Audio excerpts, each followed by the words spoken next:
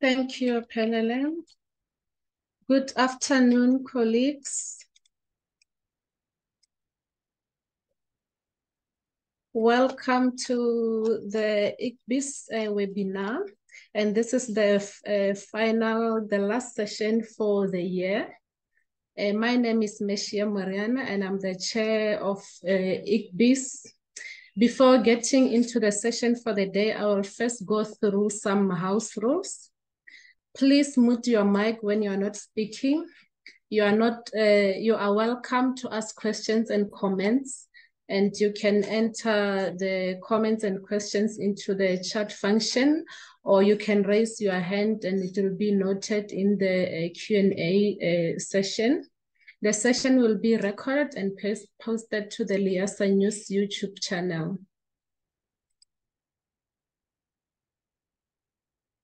And there will be an attendee photograph at the end of the session. We would really appreciate your participation. So today's session is titled SACO, Global Collaboration for Authoritative Cataloging. This is a complement session to the previous sessions that we had with Dr. Hester Marias when she discussed the name Authority Cooperative Program, known as NACO, in June, and choosing a name, the importance of creating high quality name authority records in August. The session for today will focus on subject Authority Cooperative Program, SACO, and we will learn about SACO submission and funnels and how the SACO program connects to the strategic goals of the program for cooperative cataloging, known as PCC. This session will be important to everyone looking to understand the standard and processes behind Library of Congress subject headings and how we can make our own contribution as a country. I have a pleasure to introduce our speaker for today, Heidi Berthold. Heidi Berthold is a cataloging policy specialist in the Policy, Training and Cooperative Programs, PTCP, Division of the Library of Congress. She is the lead for the SACO program and holds many additional responsibilities in the areas of descriptive and subject cataloging policy. Prior to joining the Library of Congress, Heidi worked for the Smithsonian Libraries and Archives, Vassar College Libraries, and the University of Chicago Library. Colleagues, let's put our virtual hands together as we welcome Heidi to speak to us about SACO. Heidi, the floor is yours. All right, thank you so much for that introduction, Marcia. Let me share my screen and make sure everything's working here.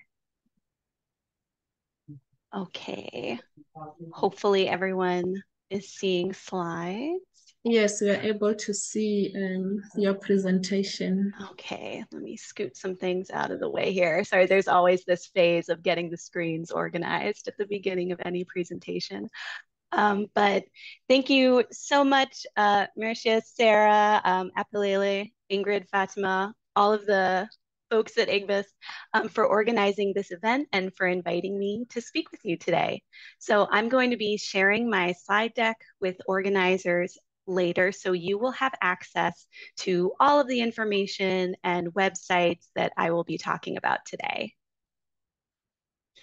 So as I get started here, I want to give you some context and situate myself in space. So I am speaking today from Washington, D.C., and the Library of Congress, located near the confluence of the Potomac and Anacostia rivers. So the Library of Congress is built on land that is part of the homelands of the Nacotchtank, Anacostan, Piscataway, Conoy, Pamunkey, and Monohoke peoples. And we are located just southeast of the United States Capitol building. So the Capitol Hill campus comprises 3 separate buildings: the Jefferson, the Madison, and the Adams building. So when I am in the office, I work at the Madison building, which is in the lower left-hand corner of that image there. I also want to give a brief introduction to my department. So I work for a division at the library called Policy, Training, and Cooperative Programs, or PTCP. And I've been at the Library of Congress now for a little over a year, and I'm one of 10 cataloging policy specialists in our office. And we're responsible for a really large portfolio of work. So that includes a lot of policy work, both descriptive policy, so things like RDA, bib frame, and the name authority file, subject policy work, so editorial maintenance of Library of Congress subject headings, Library of Congress classification, and other vocabularies. We have a lot of training responsibilities. So we are the internal trainers for our Library of Congress colleagues on everything that I listed above. We also train at the Library of Congress for our new LCAP system, which is the Library Collections Access Platform, which is built on EBSCO's Folio. And finally, we have a lot of responsibilities with cooperative programs. So our division forms the secretariat for the Program for Cooperative Cataloging, or PCC, which means that we administer the NACO, SACO, BIBCO, and CONSER programs. So shortly after I joined the Library of Congress, I was given the responsibility of being the new lead for SACO. So when looking at the Program for Cooperative Cataloging, we recently went through a cycle of setting strategic directions. And for our strategic directions for 23 to 2027, we have 6 core values. And I want to particularly mention 3 of them here today.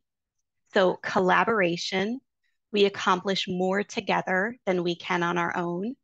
Sharing, we share metadata, expertise, training, standards, and best practices.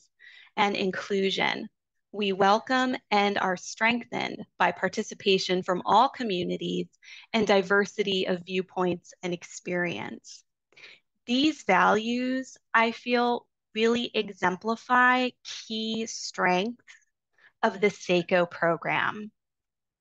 So SACO is the Subject Authority Cooperative Program. And SACO enables member institutions to submit proposals for additions to Library of Congress vocabularies and standards. Now, many folks focus mainly on LCSH, the Library of Congress subject headings, but you can make proposals to any one of these vocabularies and standards. So we have our demographic group terms, or LCDGT, our genre form terms, LCGFT, the medium of performance terms, LCMPT, the children's subject headings, which we call CYAC, CYAC, and then Library of Congress classification. There are different membership paths to SACO. One path is through your institution, and another is through a funnel. So any PCC member library is welcome to join SACO as an institution. You just have to have the interest and the commitment to do this kind of work. Any cataloger with the institutional support to organize, train, and coordinate a group of libraries with common interests is welcome to propose a new SACO funnel. And any individual with a shared interest is welcome to join an existing SACO funnel.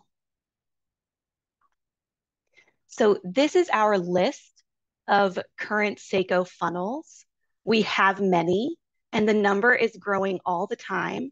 So 3 of these funnels, excuse me, were created within the past year. So funnels can be organized to include librarians within a particular consortium or a geographic area. So examples of this from our list here would be the Washington Research Library Consortium funnel, which just has member libraries across the Washington, D.C. area. The Virginia subject funnel, which includes libraries in the state of Virginia. Or you can organize a funnel around a shared subject focus or a shared area of interest. So examples of that type of funnel would be our gender and sexuality funnel or the South Asia funnel. So those funnels have member librarians from libraries across the US and Canada, and they just come together because they have a shared interest in those topics.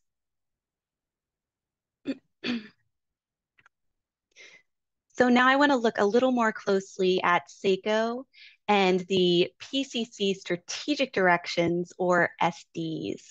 And there are several strategic directions that I list here that are broadly supported by the SACO program, but I find SD 6.5 to be particularly important. So that particular direction reads, build a knowledge base of metadata practices that have been or should be evaluated and possibly identified for harm-reducing remediation efforts, sometimes referred to as critical cataloging, reparative cataloging, or reparative description. So our SACO community is incredibly active in developing reparative cataloging projects to reduce harm in our standards. So right now we have funnels working on revising headings relating to deaf and hard of hearing people. We have a funnel that's working on changing any heading that uses the word gays to gay people. And we have funnels actively working on revising headings relating to Indigenous peoples of North America. I've also included a link on this slide to the PCC guiding principles for diversity, equity, and inclusion for metadata creation. These aren't specifically listed out in the strategic directions, but it's an important document all the same. I now want to give a very quick introduction to y'all to show you some of the highlights of MARC coding and subject display in Class Web Plus. So a very brief anatomy of a subject authority record. So what I have here, and I apologize if this is in very small font on your screen, but this is the MARC coding for the subject heading Kung Ikoka language. So in your 1XX MARC, you will find the authorized heading. So in this case, Kung Ikoka language. Those 4XX MARC fields are used for references, or UFs. So typically this is language that is synonymous with the authorized heading. And I say typically because there are some exceptions, but I don't want to get too detailed here, but just know it's not always entirely synonymous. The 5XX, specifically the 5XX subfield WG, is where you find broader terms, or BTs. And these broader terms establish the heading within a hierarchy. So that subfield W coding is what designates a BT. If you simply had a 5XX without that coding, you would have a related term, or an RT. Related terms are not always needed. When they do appear in subject records, they'll always be in a different hierarchy from your BT, or your broader term.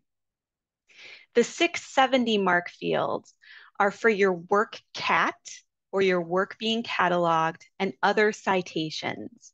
So these citations should have research that support your authorized heading and your choices for UFs or BTs. I also want to note the ID number that I have circled here in the upper left corner. So this is system supplied. but it's going to include helpful hints, particularly about the date that this record was created. So in this case, 2007. So when you search a heading like this in ClassWeb Plus, here's how those mark fields translate into our public system display. So your authorized heading is going to be in bold, and then it will list your various UFs and BTs, those used for and broader terms. I also want to look at the record for wholesale language. And this is an interesting example for a few reasons. First, you'll notice that there are no citations to justify any of these terms. There are no 670 mark fields in this record. And this has to do with when the record entered our system. So again, if you look at that ID in the upper left, you'll see this is very early. This is from the 1980s. So our policies on how to formulate good headings change over time. So you will see hybrid practices in the subject file, just like you would see hybrid practices in the name file or in bib records. So when this heading was first introduced, what you see here was enough, and that's just not true today. So if you went back to propose changes to this heading, we would expect you to add in 670s, to add in those citations that would justify your current choices. I also want to point out that one of the UFs here uses a subfield W NNE, and that is the UF for wholesale language spelled XOSA. In our public display, that code would translate to former heading in brackets. So this is how we trace changes to authorized headings over time. And this change was likely made in 1990 when the heading was replaced. So both of those examples, Kangikoka language and Xhosa language, used South Africa languages as a broader term. So if you were to just search that term in ClassWeb Plus, you would see that under South Africa languages, there are many, many narrower terms that are collected within this hierarchy. So all of these languages and dialects use South Africa languages as their broader term. So that's just very quick, very brief. I'm happy to answer questions when we get to that portion of the webinar. So now we're going to move on to another very brief introduction to the proposal process. This will absolutely not answer all of your questions or describe every possibility when creating proposals. It's a very high level overview of what goes on in this process. First, a basic question of why even make a proposal? And there are a couple different instances where you would want to make a proposal. First is that you're cataloging a new concept or place or family, and you simply don't have any subject heading that meets your needs. So you would want to propose something new. As people propose new headings, they show up in ClassWeb Plus in green like this.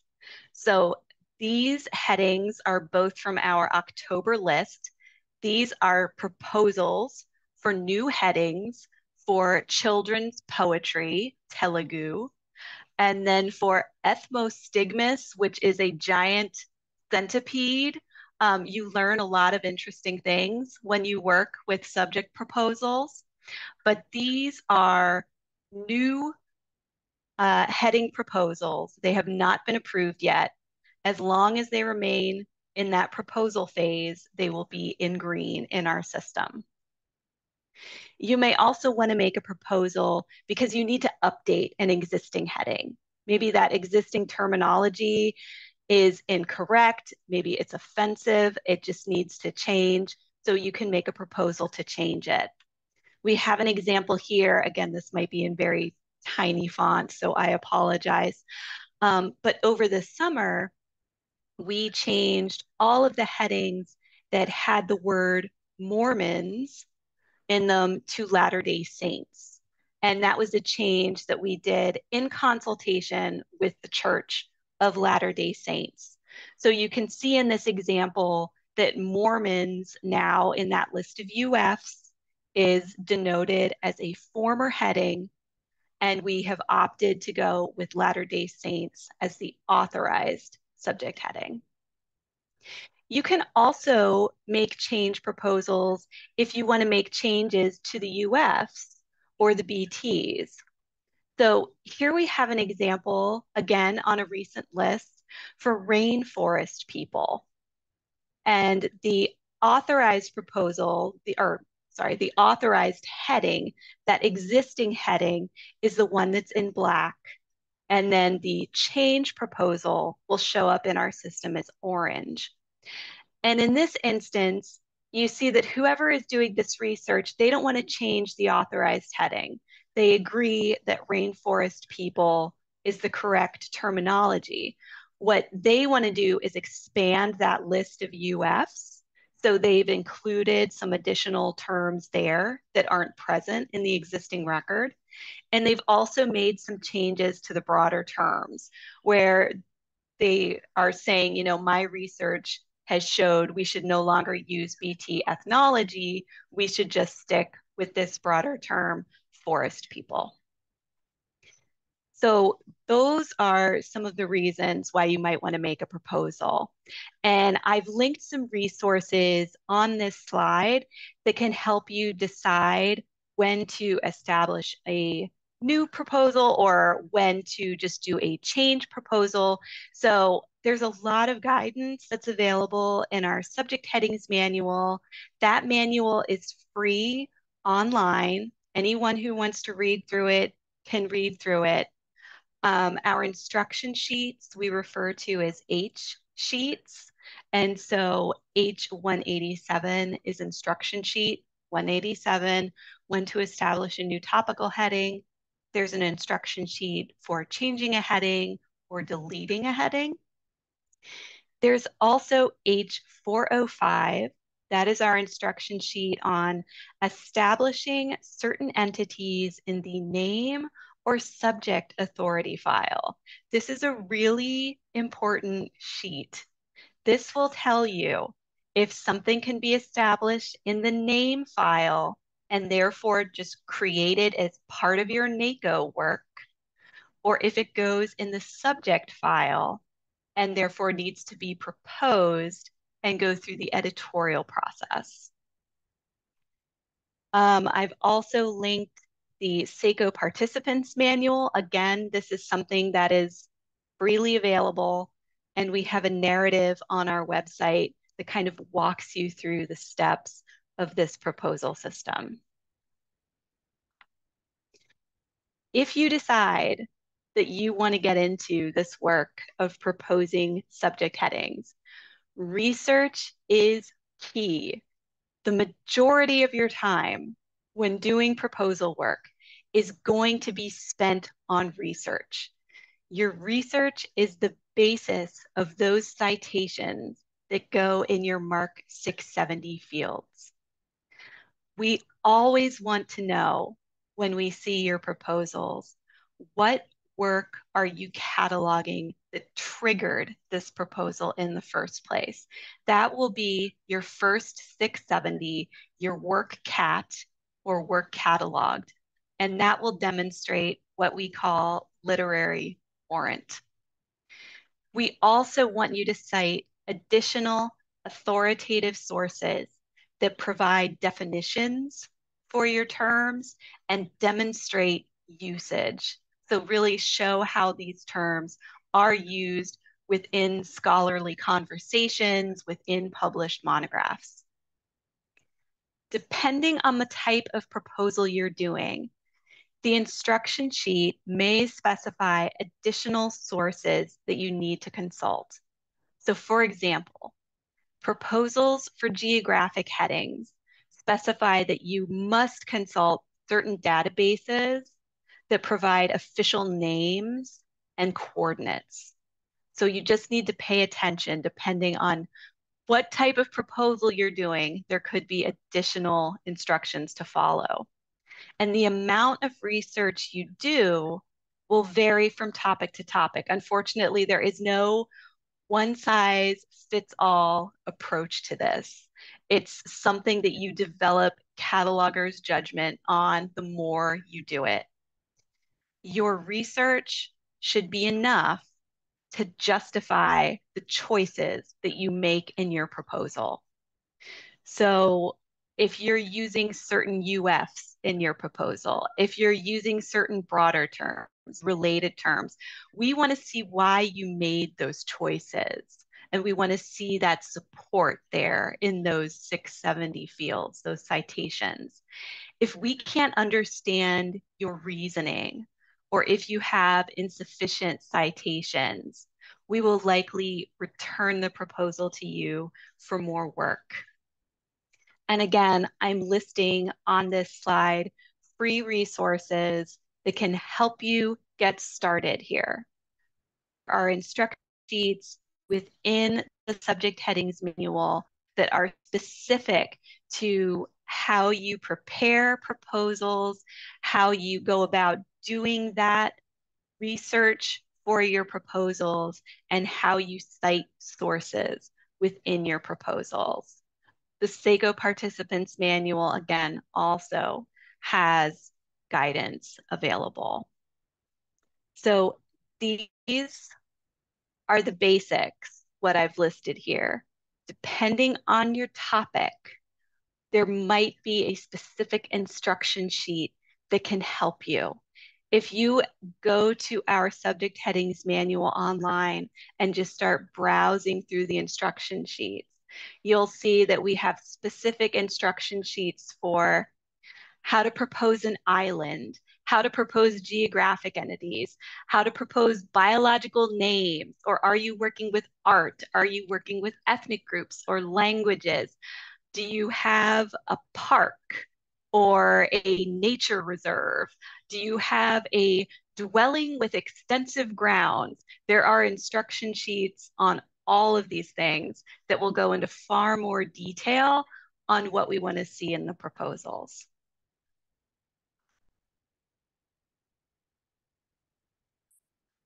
So now we get to submitting a proposal. So many folks submit their proposals via ClassWeb Plus. So people who are doing SIP work or cataloging in publication work use ClassWeb Plus to submit proposals. All of our catalogers at the Library of Congress use ClassWeb Plus to submit proposals. And if you join SACO, you will also use ClassWeb Plus to submit your proposals. When you join SACO as an institution, and if you already have that ClassWeb Plus access set up, we simply grant you an additional suite of permissions that allows you to see this proposal system. You won't see this in ClassWeb now unless you've already joined SACO. But once you join and we activate those permissions for you, all of a sudden, under all of the vocabularies, you'll see a separate link that goes into the proposal system for that vocabulary.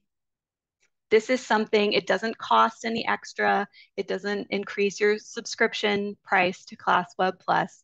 It is just something that we kind of change in the background for you when you join SACO.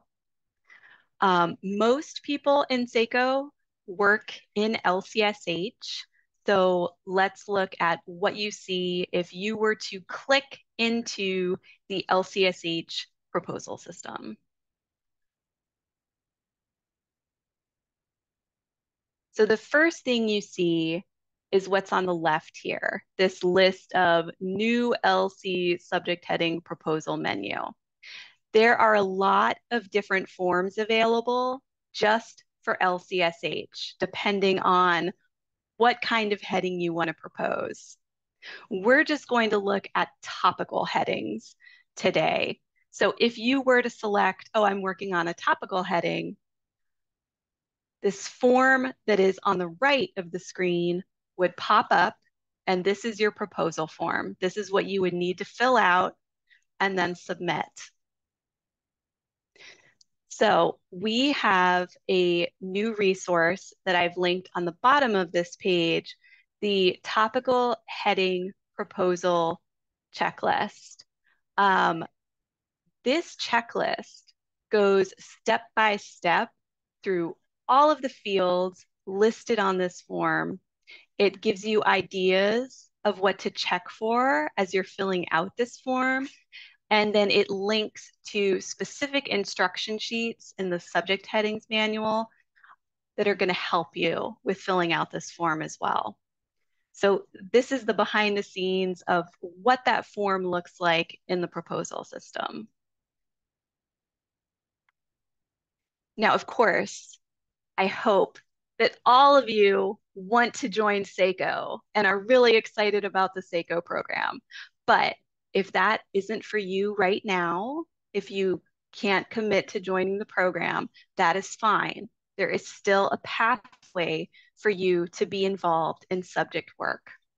For folks who are not SACO members, we have a PDF form on our website at the Library of Congress that you can use to propose new headings. Now, it's clunkier than the ClassWeb Plus proposal system, but it is there if you need it. You do not have to join SACO to be involved in subject work. Being part of SACO and that community, I think, makes it a little easier to immerse yourself in the work, but you can still make proposals even if you aren't a SACO member. So what happens to all of these proposals after they are made and entered into this system? That is where my division and the cataloging policy specialists come in and start doing our work. So the responsibility of evaluating these proposals and producing new headings is a key responsibility of PTCP, of my department. However, we always have an open commentary period where we look for feedback on proposals from our library community, both our PCC community and libraries who aren't part of PCC. Anyone can comment on proposals. There are 7 steps that we go through in this evaluation process as outlined in H204. And the next slides are going to look at just a few stages in greater detail. So as proposals are received, we organize them and publish them on what we call tentative lists. These tentative lists appear monthly. So as proposals come in, we kind of batch them monthly and produce a tentative list. And there is a link on this slide of how you can view those tentative lists. Once this tentative list is formed and out in the public, that is when that open commentary period starts. Anyone is welcomed and encouraged to review these monthly lists and provide feedback. And typically this comment period is going to last for 1 month. So once that tentative list is published, you'll have 1 month to review and to get your comments in. Each tentative list is also discussed at a subject editorial meeting. These happen on the 3rd Friday of every month. These editorial meetings are held via Zoom and they are open to the public. If you want to attend and see what kind of discussions we have about proposals, you are welcome. We would love to have you. Not every heading is discussed. So we average around 250 proposals on each list. But the policy specialist will prepare an agenda that looks at certain proposals.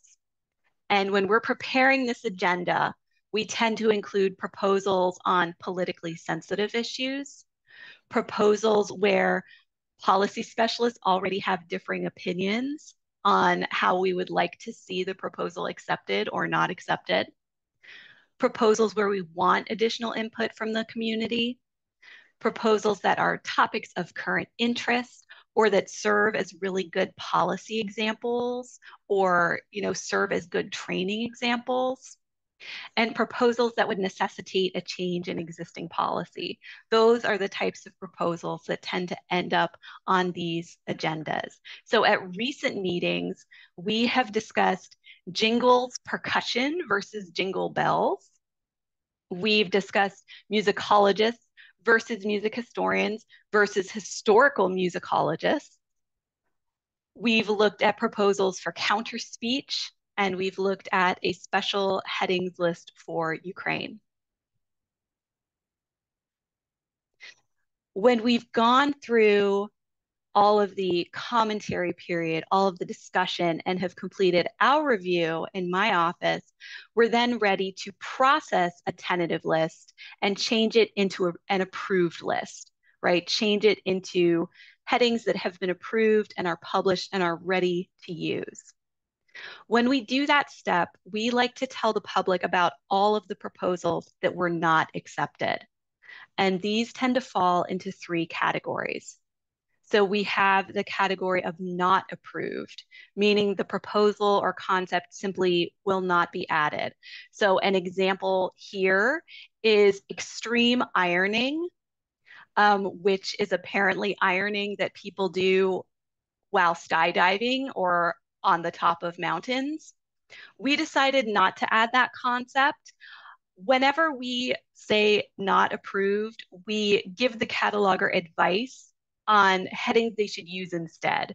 So in this case, we're recommending that you use the heading pressing of garments, which is the subject heading for ironing, and then you add an additional heading for whatever extreme sport is happening while you're ironing. And as a side note, when this presentation is over, all of you should treat yourself by doing a Google search for extreme ironing and look at the images that come up. You will not be disappointed. We then have a category of not necessary, meaning the concept is already covered by existing headings. So here's an example where we have rejected this proposal for Muhammad Prophet 632 -- travel because the subdivision travel is free floating under the names of persons. When something free floats, you don't need to propose that we establish it editorially. You can just use it. So we have told this cataloger, you can just go ahead and use this now. We don't need to have a heading for this. There's also a category of resubmits, meaning that we just didn't have enough information to make a good decision. So we've returned the proposal to the cataloger with suggestions of research that they need to do, things that they need to make more clear, and then they are welcome to resubmit the proposal at a later date. So I have a link at the bottom of this slide on how to get to all of our summaries of decisions dating back to 2005. And reviewing some of these can be a really great way of seeing common problems or roadblocks in getting proposals accepted. I'm almost finished. I just have a few wrap-up slides and then we can get to your questions. I see that things are happening in chat. I just can't see the chat box while I'm presenting here. But I want to show our editorial meeting schedule. If you are interested in attending, please email policy@loc.gov and tell us which meeting you want to come to. We will send you the Zoom link. We have a meeting coming up next Friday, November 17th. For our November list.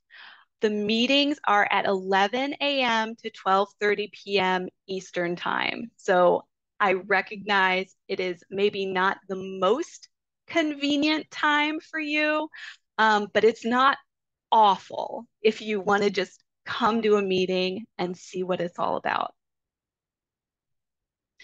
I also have a slide here with online learning opportunities and resources where I've linked to some of our trainings on our cataloging learning workshop, our online documentation, and then some online authority searches. All of these things are free. All of these things you should be able to access with no problems. And finally, if you've sat through this presentation and you're thinking, yes, sign me up, I want to join SACO, this sounds great. We are happy to have you. And here are those different pathways that you can join. So you can join PCC and SACO as an institution. If you're already in PCC, maybe you already do NACO work, you can request to join SACO via your directory profile. You can join an existing funnel by contacting the funnel coordinator and just letting them know you're interested, finding out more about what they do. And if you want to start a new funnel, just contact SACO at loc.gov. Tell us what kind of funnel you're interested in, and we can help you get that set up. So thank you very much. My email is included on the slide. Thanks so much for inviting me. And I hope that you have found this informative. I know it's a lot of stuff all at once, but I will try to answer your questions now. Thank you very much, Heidi, for the informative presentation. I will then hand over to Sarah for the Q&A. Thank you.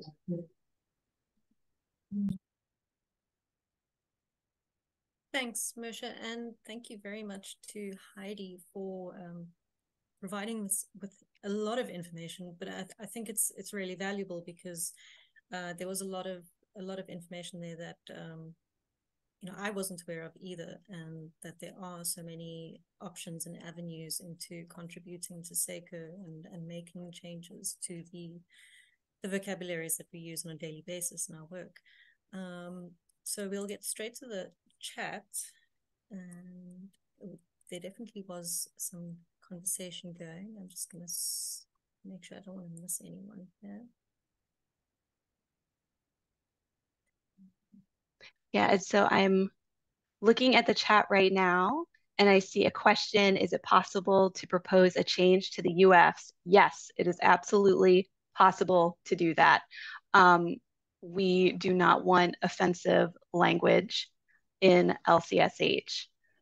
So I can make a note to myself that we can work on that. If someone from this group would like to volunteer right now to work on such a proposal with me, because I am not an expert in South African languages at all.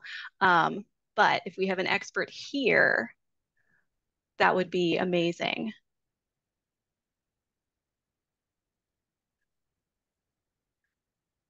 Did we have any volunteers?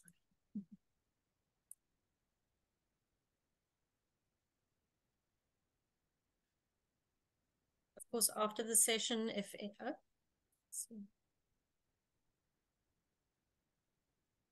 Sitwelo Shlongwane says yes.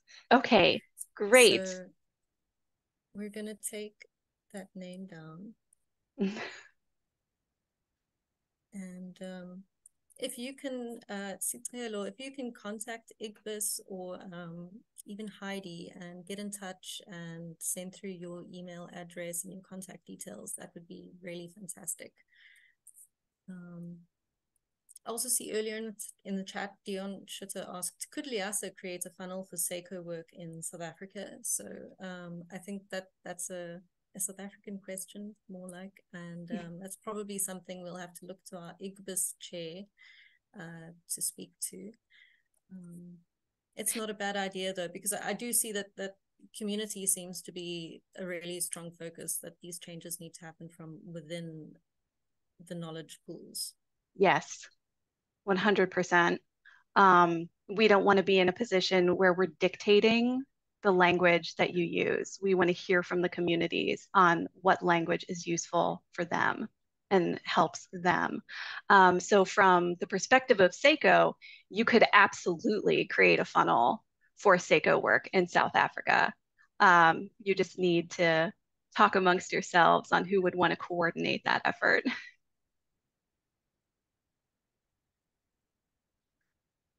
I see here, Marika Bears asked, are subject-specific vocabularies subject to these processes freely available? So the demographic group terms or the genre form terms. So you can find all of those vocabularies on our website. So they are freely available. Was that link on one of your slides? Because I know sometimes the Library of Congress website can... let me quickly zip through. I think we link, so if you go to SACO resources, and now I'm going to pull up a browser here on a different screen and see if I can share. I think we link to all of our vocabularies from our SACO website, but let me just find that and share screen. Okay, so just gonna do a quick screen share again. This is the SACO website. If you just Google PCC SACO, you will find it. The homepage looks like this. We have a link to SACO resources. And then we have a lot of stuff here, but these are all of the manuals for our different vocabularies. So I'm just going to go to demographic group terms, but here is where you can get to the manual for the demographic group terms. You can search all of these vocabularies in id.loc.gov is a way to get to them. We pull in a PDF copy of all of the terms once a year if you want to see them in PDF format. But at id.loc.gov, you can select which vocabulary you want to see, and then you can do a search and find the terms this way as well. So there are a couple different ways you can get to the terms, just depending on, you know, if you'd rather search through id.loc, if you'd rather see the PDF, but these are all freely available. Yeah. Thank you. I think we have time for one more question. I see there's one here. Nwabisa, I think that might be an abbreviation. Hi, Heidi. Does that person have to be a NACO SACO member? The reason I'm asking is that I have not had a NACO or SACO training as yet. So can I be a part of a funnel if I've not had such training? Yes. So you do not have to be a NACO member to join SACO. There are two separate programs, and SACO does not have a formalized training the way that NACO does. I know if you want to join NACO, you have to go through the workshops and you have to have a reviewer, and there are many steps. SACO doesn't have that. We are working on developing better SACO training, but it does not have that at the moment. So if you want to join a funnel, that's fine. You don't have to have completed any kind of training process. And we have folks in funnels who may not even be catalogers. That's the really great thing about funnels and about the subject process in general, is that so much of it is research based. You know, so much of it is just having knowledge in that subject area and knowing what that community needs, knowing how that community does searching. So you can contribute so much to the funnel, even if you don't know all of the ins and outs of MARC coding. all you need in the funnel is really one person who's really good at the mark coding, one person who has access to the proposal system, and they can take all of that research and make it the proposal. But there's plenty to do before you even get to that point. So don't worry if this is brand new and if you've never done it before, you are welcome to join. Brilliant. Thank you very much. I see in the chat as well, people are saying that I'm very soft. Sorry, my network connection's a little bit poor today. Hopefully it comes through in the recording. At this point, though, I want to say thank you once more to Heidi, and I'm going to hand over to Ingrid for our closing off. Thanks, everyone.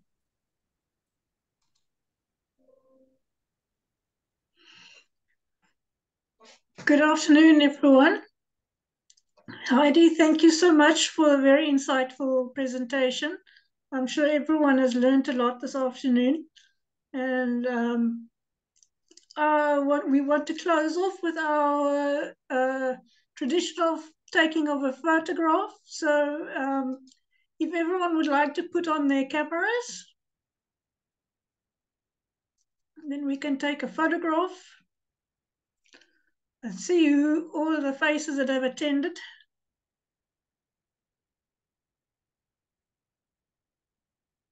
Apalele, will you do the honors first, please? Thanks. Smile, everyone.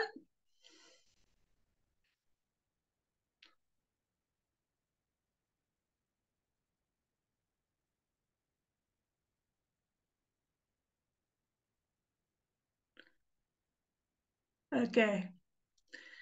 Right, Heidi, thank you just once again. It was really very insightful, and hopefully we will have some South African suggestions coming through, especially if we look at the word of the South African languages and things like that. And I know there's other subjects and that also need to be changed and brought more in line with what the 21st century is.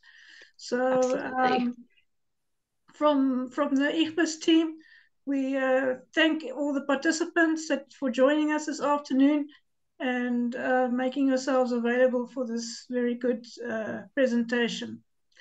So thank you very much, everyone. That is the end of our session for this afternoon.